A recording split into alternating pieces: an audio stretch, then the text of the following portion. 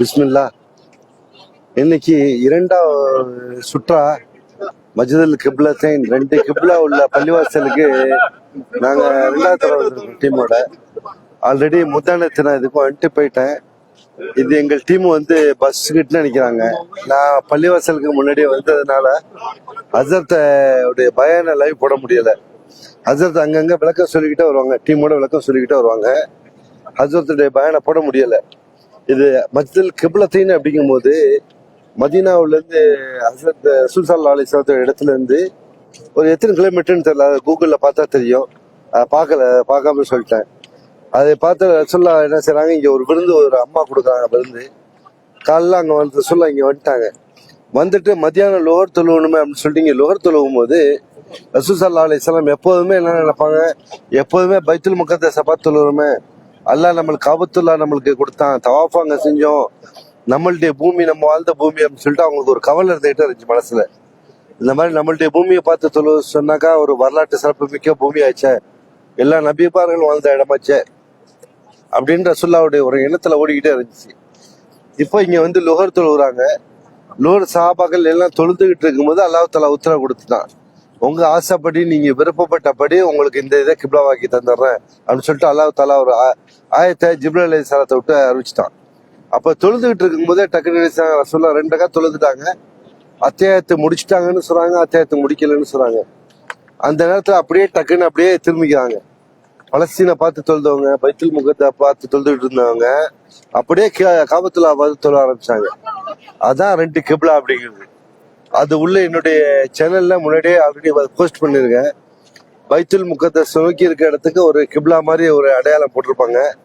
அதுக்கு அடுத்து அப்படியே திரும்பும் போது இந்த காபாவை நோக்கி தொழுகிறாங்கல்ல, அதுக்கு ஒரு அடையாளம் போட்டிருப்பாங்க. அதனால இந்த பள்ளியாசல் ஒரு வரலாற்றுல முக்கியத்துவமான ஒரு பள்ளியாசல். இந்த பள்ளியாசல்னால காபத்துல்லா பக்கம் திருப்பப்பட்டது அப்படின்னால 2 சைடு கிப்லா உள்ள பள்ளின்னு பேரு. இங்க 2 ரக்காத்த பள்ளியாசலை பார்த்துட்டு இந்த பள்ளியாசலுடைய கடமையா, பள்ளியாசலுடைய உள்ள நுழையும் போது புது பள்ளியாசல் நம்ம புதுசா போறோம்னா அந்த பள்ளியாசல் தொழுவோம். அந்த மாதிரி 2 ரக்காத்து காணிக்கை சுண்ணத்தை அப்படிவாங்க. அந்த காணிக்கை சுண்ணத்தை இங்க 2 ரக்காத்து தொழுவாங்க. அதுக்காக எல்லா கூட்டங்கள், துருக்கி கூட்டங்கள் அதிகம், ரஷ்யா மக்கள். இப்ப இதை பார்த்தாக்கா எந்த நாடுன்னு தெரியல, இந்தியா கிடையாது. எனக்கு ஆக்சுவலி இந்தியா கிடையாது, மேபி பங்களாதேஷா இருப்பாங்கன்னு நினைக்கிறேன். ஓகே, அவங்க டீம் வந்துட்டு இருக்குது. அது எல்லா மக்களும் இந்த மாதிரி வந்துட்டு இருக்காங்க. எங்களுடைய டீம் ஒன்றும் வரல, நான் முன்னாடியே வந்துட்டேன். அதனால எங்களுடைய டீம் ஒன்றும் வரல. எல்லாம் பரகச்சேன்னு தொழுவக்கூடிய தொழுவை ஏற்றுக்கொள்ள நல்லா மக்களுக்கு எல்லாம் சிறப்பான வாழ்க்கையை கொடுக்கணும்னு சொல்லிட்டு துவா செய்வோம்.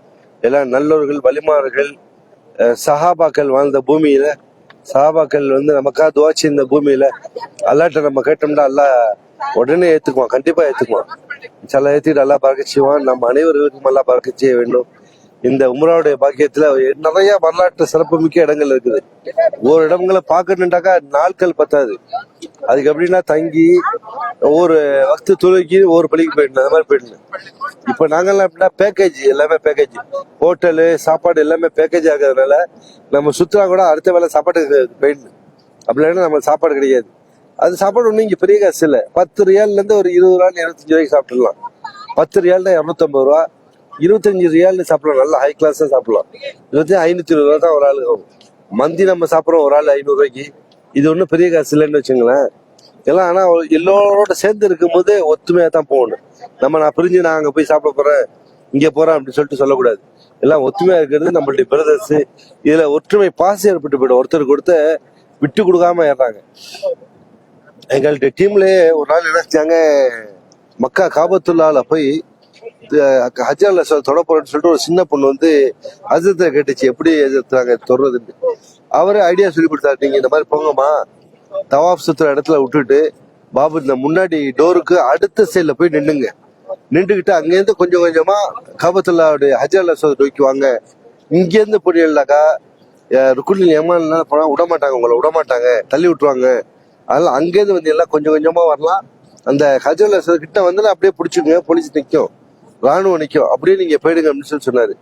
அந்த பொண்ணு அதே மாதிரி கெட்டு 3 பேர் ரூம்ல உள்ளவங்களை கூட்டிட்டு போய் எல்லாமே ஹஜ்ஜால தொடுறதுக்கு ஐடியா கொடுத்துருக்குது.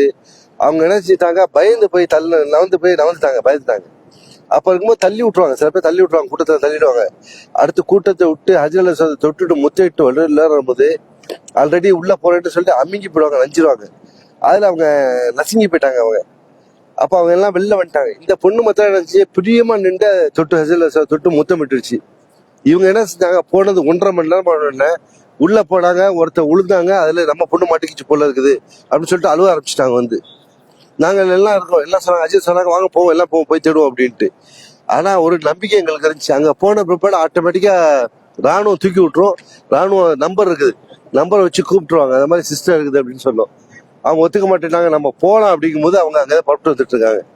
பார்த்தோன்னா எல்லா பொம்பளையும் பார்த்துட்டு அழுவுதும், ஒருத்தருக்கு ஒருத்தர் அழுவுதும். அந்த மாதிரி பாசமா ஏறுறாங்க, அல்ஹம்துலில்லாஹ் ஒற்றுமை ஏறுறாங்க. இன்ஷா அல்லாஹ் பரக்கச்சேன்னு இந்த உம்ரால வந்த மக்கள்லாம் பாசமான மக்கள் எல்லாம் ஒற்றுமை ஏறுறாங்க. அது ஒரு பாக்கியம் அல்லாஹ் தஆலா தர்றான். சில பார்க்கக்கூடிய சகோதரர்களும் துவா செய்யுங்க, எல்லாம் நியத்து வச்சுங்க வரணும்னு சொல்லிட்டு. அல்லாஹ் உதவி செய்வானா. ஆமீன்.